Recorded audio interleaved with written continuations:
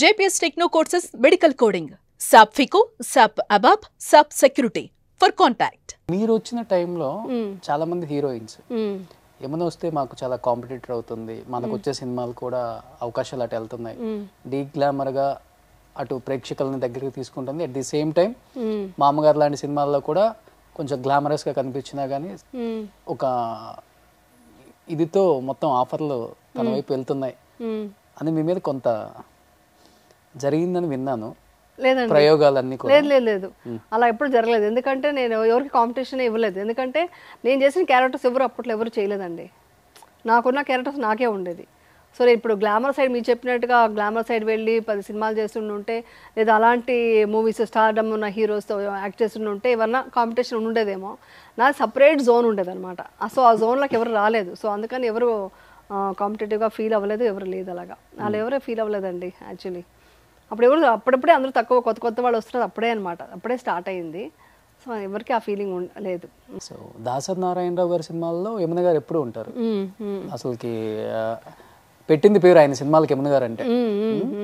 ఏంటి దాసరి గారు అంటే యమున గారు అంత మంచి బాండింగ్ అంటే అనుకోకుండానే ఆ సినిమా హిట్ అయింది కదండి మామగారు. దాంతో ఇంకా ఆయన మామగారు గాను లేకుండా నాన్నగారులో కానీ ఆయన డైరెక్షన్లో కానీ సినిమాలు ఎక్కువగా వచ్చాయన్నమాట. ఇప్పుడు ఇండస్ట్రీ ఎలా అంటే ఒక ప్యాటర్న్లో ఒక సినిమా చేసామంటే అవే వస్తాయన్నమాట ఇంకా అన్ని. సో ఇప్పుడు నాగమ్మ చేశాను, తర్వాత అన్ని స్నేక్ సబ్జెక్ట్లే వచ్చాయన్నమాట. సో అలాగా ఆయనతో ఎప్పుడైతే ఆ సినిమా పెద్ద హిట్ కదా మామగారు, దాంతో ఇంకా అందరూ అయ్యో దాసరి గారు కాంబినేషన్లో బాగుంటుంది యమున గారు అయితే బాగుంటారు అనేసి అలా చేయడం జరిగింది. సో అదనమాట. బట్ ఈ కాంపౌండ్ ఆ కాంపౌండ్ అని ఉండదు అప్పుడు. అలా ఏం లేదు, ఏదైనా ఒకటే. అలాంటి కాంపౌండ్స్ అన్న ఫీలింగ్ ఎప్పుడూ లేదు అసలు. అది ఇప్పుడు వచ్చింది. అవునా, అది కూడా తెలియదు నాకు. ఇప్పుడు ఇండస్ట్రీ ఎలా ఉందో కూడా తెలియదండి, అస్సలు తెలీదు. టాక్సీ వాళ్ళు ఒక్కటే చేశాను ఆ సినిమాలో, అంతేగాని ఇంకా నాకు తెలియదు ఎలా ఉంటుంది అనేసి కాంపిటీషన్. మీరు టాక్సీ వాళ్ళ చేసిన తర్వాత ఆల్మోస్ట్ ఇంకా మూవీస్ కంటిన్యూగా చేస్తారని ఎక్స్పెక్టేషన్ పెట్టుకున్నారు కొంతమంది. అవును. అండ్ కొంతమంది మిమ్మల్ని కాంటాక్ట్ అయితే ఆల్రెడీ సీరియల్స్ చేస్తున్నారు కదా, షెడ్యూల్ బిజీగా ఉంటుంది, షెడ్యూల్ డేట్స్ ఇవ్వగలరా లేదా అని చెప్పేసి కొంతమంది కాల్ చేయడం కూడా ఇప్పుడు ఆపేసారు. అవునండి. ఏంటి అంటే సీరియల్స్ చేస్తే మూవీస్ చేయకూడదని షెడ్యూల్ మీకు సెట్ అవ్వదా? యాక్చువల్లీ టాక్సీ వాళ్ళకు కూడా నాకు డేట్స్ లేవు.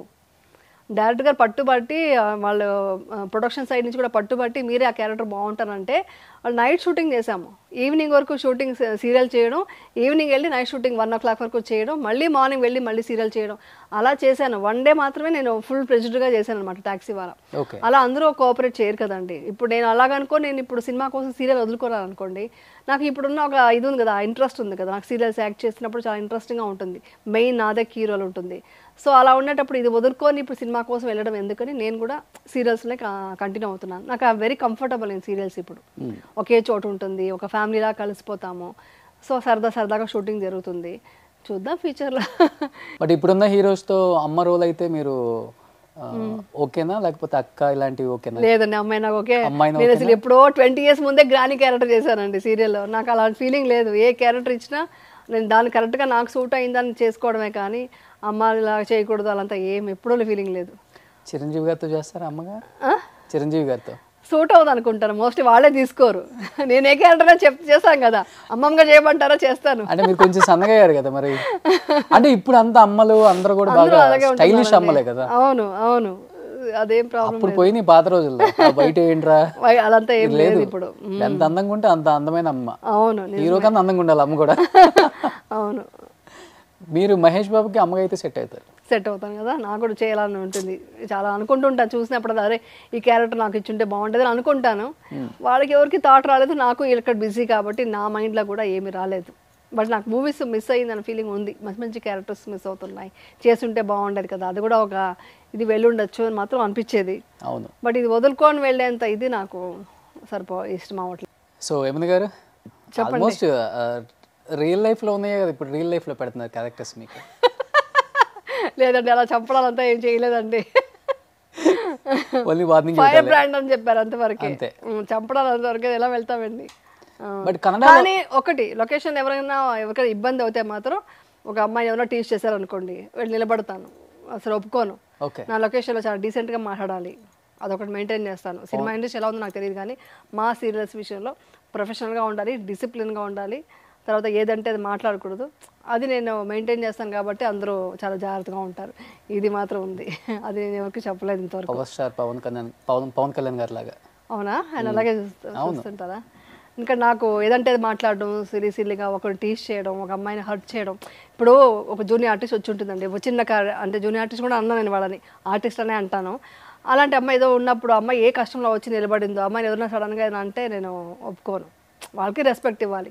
ఎంత పెద్ద స్టార్ అయినా, ఎవరు ఆర్టిస్ట్ అయినా, ఆర్టిస్ట్ అని కెమెరా ముందు వచ్చాక అందరూ ఈక్వల్, సమానమే. ఈవెన్ టెక్నీషియన్స్ కూడా అంతే, సమానంగా చూస్తాను.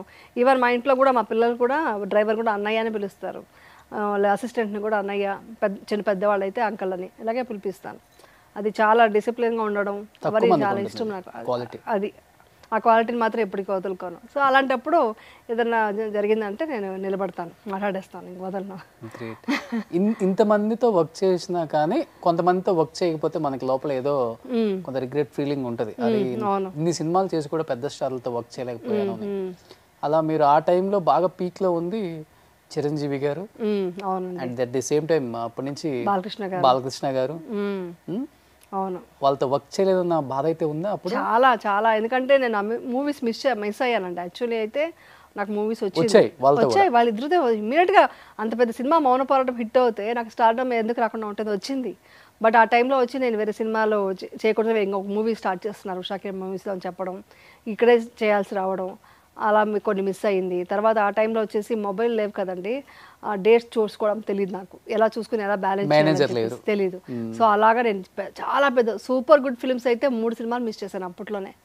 వాళ్ళు ఎన్నిసార్లు అయితే వాళ్ళైతే 3 సార్లు ప్రతిసారి రావడం, ఇలా డేట్స్ కుదరకుండా చేయడం, అంటే తెలియదు అప్పుడు డేట్స్ ఎలా బ్యాలెన్స్ చేయాలి, ఎవరిని అడగాలి, ఈ డేట్స్ అడ్జస్ట్ అవుతుంది కనుక్కోవడం కూడా చేసేదాన్ని కాదు. ఈ డేట్స్ వాళ్ళకి ఇచ్చానంటే అంతే, ఇంక వేరే వాళ్ళకి అడిగితే కూడా ఇచ్చేదాన్ని కాదు, లేదంటే వాళ్ళకి ఇచ్చేసానండి మాట పోతుంది అనేదాన్ని. సో అవంతా కొంచెం తెలియకుండా చాలా మూవీస్ మిస్ అయ్యాను. ఇప్పటికీ అది మాత్రం కొంచెం బాధ ఉంటుంది, కానీ మళ్ళీ అనుకుంటా, మళ్ళీ నేనే ఆన్సర్ చెప్పుకుంటా, ఇట్స్ ఓకే, అట్లీస్ట్ నువ్వు ఒక మంచి సినిమాలు చేసి గుర్తింపు అయితే ఉంది కదా ఇండస్ట్రీలో. అదే చిరంజీవి గారికి కనిపిస్తే కూడా మంచిగా మాట్లాడతారు, పలకరిస్తారు ఇండస్ట్రీలో. సో బాలయ్య బాబు కూడా అంతే. సో ఇది ఉంది, ఇండస్ట్రీలో నేను ఉన్నాను, కలిసి అందరితో మాట్లాడుతున్నాను. వాళ్ళతో యాక్చువల్లీ అంతే.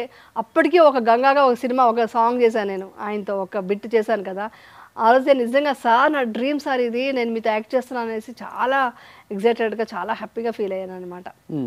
అలా యాక్ట్ చేశాను అనమాట. చాలా ఒక బిట్ చాలు చేశానన్న తృప్తి అయితే నాకు ఉండిపోయింది. ఆయన శివుడు, నేను గంగాగా చేశాము, ఒక్క 1 డే షూట్ చాలు, చాలా హ్యాపీ ఫీల్ అయ్యాను అనమాట. మంజునాథ సాంగ్ డాన్స్ చేశాను, చిన్న బిట్ చాలు చేశానన్న తృప్తి అయితే ఉండిపోయింది నాకు. అది పవన్ కళ్యాణ్ గారితో యాక్ట్ చేయలేదు కదా? పవన్ కళ్యాణ్ గారితో యాక్ట్ చేయలేదండి, చాలాసేపు మాట్లాడాను ఆయనతో. చిరంజీవి గారి ఇంటికి వెళ్ళినప్పుడు అని ఉంటే, ఇయర్ గుర్తులేదండి, నేను అప్పుడే ఆయన ఇంకా మూవీస్కి ఇంకా హీరో అవ్వలేదు.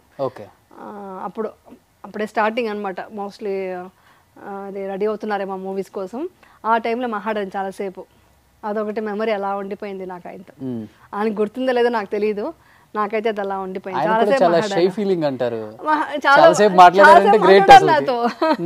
చాలాసేపు అంటే చిరంజీవి గారు బయటకు వెళ్ళారు, ఏదో గుడికి వెళ్ళినట్టున్నారు, న్యూ ఇయర్ అనమాట, కలవడానికి వెళ్ళాను అనమాట, విషెస్ చెప్దామనేసి. ఇంటికి వెళ్తే అప్పుడు సార్ ఉన్నారు, ఉండి చాలాసేపు మాట్లాడారు, ఆల్మోస్ట్ హాఫ్ అన్ అవర్ పైన మాట్లాడారండి ఆయనతో.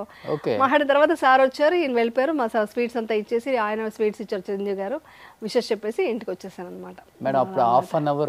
పవన్ కళ్యాణ్ గారు ఈ రోజు ఇండస్ట్రీని శాసిస్తున్నారు, అంటే రూల్ చేస్తున్నారు అనుకోవచ్చు. చాలా మంచిగా మాట్లాడారు, పొలిటికల్ గా కూడా రూల్ చేయడానికి తన కష్టం పడుతున్నారు. ఏమనిపించింది ఆ గ్రాఫ్ అలా చూసినప్పుడు? అప్పుడు పవన్ కళ్యాణ్ గారితో మాట్లాడిన ఆ వ్యక్తిత్వం అదంతా ఇప్పుడు కనిపిస్తుంది. ఇప్పటికీ ఉందండి అదే ఇది నాకు అనిపిస్తుంది. కొంచెం పవర్ఫుల్ గా ఉంటుంది ఇప్పుడు. అప్పుడు చాలా సాఫ్ట్ గా మాట్లాడ అంటే మోస్ట్లీ నాకు తెలియలేదేమో పవర్, అప్పుడు పవర్ స్టార్ అయినా.